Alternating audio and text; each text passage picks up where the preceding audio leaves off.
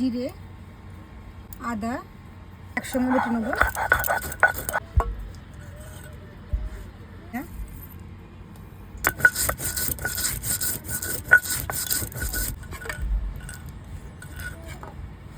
রসুনটাকে বেটে নেব,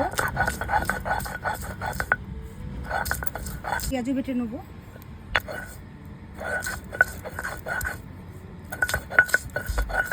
বাটা হয়ে গেছে, তুলে নিচ্ছি। 5-7টা বাটা হয়ে গেছে, তুলে নিচ্ছি। হলুদ,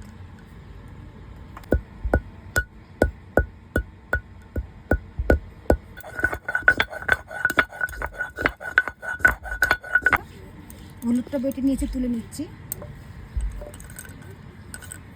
লং,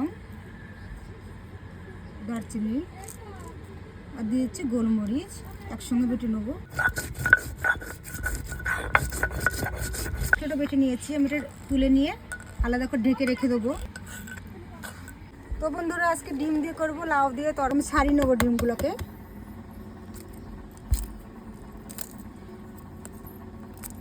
তো এখানে যে দুটো লাউটাকে ছাড়ি,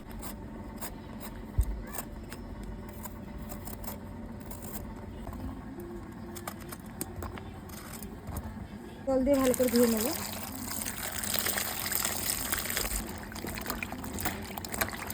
দিচ্ছি কড়াইতে সর্ষের তেল, ভালো করে মাখিয়ে নেব ডিমগুলোকে। হয়ে গেছে, ডিমগুলো দিয়ে দিচ্ছি।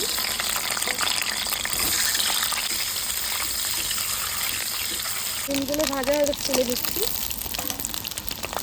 ভিতরে দিয়েছি জিরে, শুকনো লঙ্কাটা, তেজপাতা,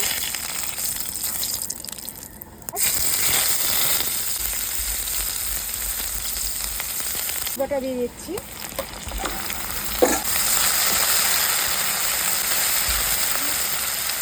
রসুনের গন্ধটা চলে গেছে, তো আমি দিয়ে দিচ্ছি এখানে আদা জিরে বাটা, ধনিয়া বাটা, হলুদ বাটা,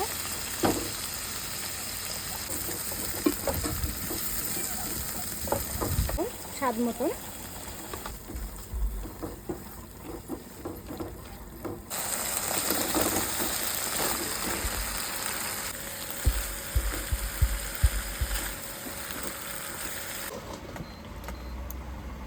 আধা ঘন্টা হয়ে গেছে, দেখুন খুব সুন্দর সিদ্ধ হয়ে গেছে লাউটা। এবার দিয়ে দিচ্ছি ডিমগুলো, ভেজে রেখেছিলাম ডিমগুলো। ওপর থেকে দিচ্ছি গরম মশলা বাটাটাকে রেখেছিলাম যে বেটে, সেটা দিয়ে একটু জল দিয়ে দিচ্ছি। এটা করবো, জলটা আমি এতটুকু ব্যবহার করলাম 2 মিনিটের জন্য।